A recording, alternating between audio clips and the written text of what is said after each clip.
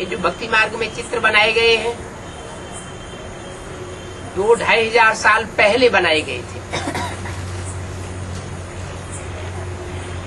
अजंता, एलोरा, एलिफेंटा, कन्हेरी आदि गुफाओं में ये भित्ति चित्र तैयार किए गए थे 2,500 साल पहले। उस समय सृष्टि का इतना पतन नहीं हुआ था, मनुष्य की बुद्धि का भी इतना पतन नहीं हुआ था। इसलिए चित्रों में चित्रकारों ने जो चित्रण किया वो भी सच्चाई थी। बाद में उन चित्रों को देख करके मनुष्यों ने शास्त्र बनाए।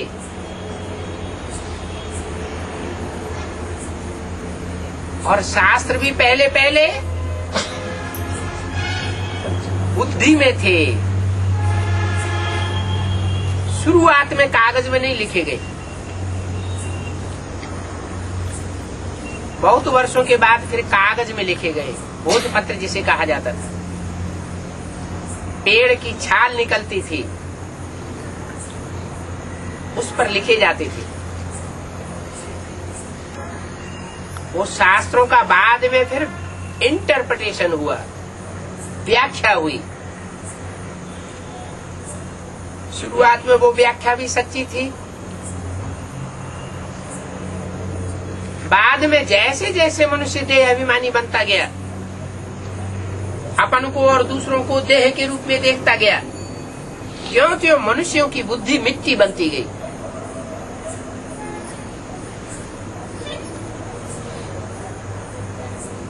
देह अभिमानी बुद्धि शास्त्रों की व्याख्या को विकृत करने लगी। अनेकों ने अनेक प्रकार की शास्त्रों की व्याख्याएं कर दी। एक ही गीता, उसकी 108 से ज्यादा टीकाएं निकली हुई पड़ी है। टैगोर गीता कुछ अलग कहती है, माध्वाचार्य की गीता कुछ अलग बात कहती है, शंकराचार्य की गीता कुछ अलग बात कहती है। सब टीकाएं एक दूसरे से टकराने वाली है। शंकराचार्य की गीता कहती है एको ब्रह्म द्वितीयो नास्ति, एक ही आत्मा है, उसी के अलग अलग रूप हैं। माध्वाचार्य की गीता कहती है आत्माएं अनेक हैं, सब अविनाशी हैं, परमात्मा अलग है। तो देखो कितना भेद पैदा होता जाता है।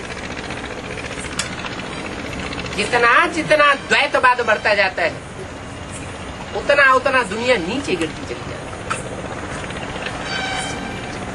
अनेक बातें तो झूठी ही झूठी होंगी।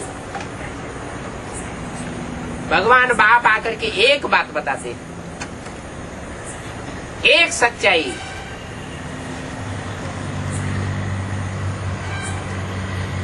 वो सच्चाई क्या है? मूल रूप में कहो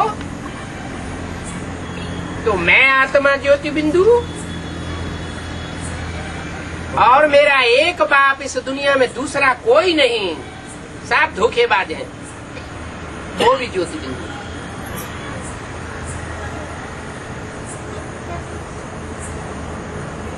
इतना सार में अगर ज्ञान धारण कर लिया तो ज्यादा विस्तार में भी जाने की दरकार नहीं। कितनी सहज बात है।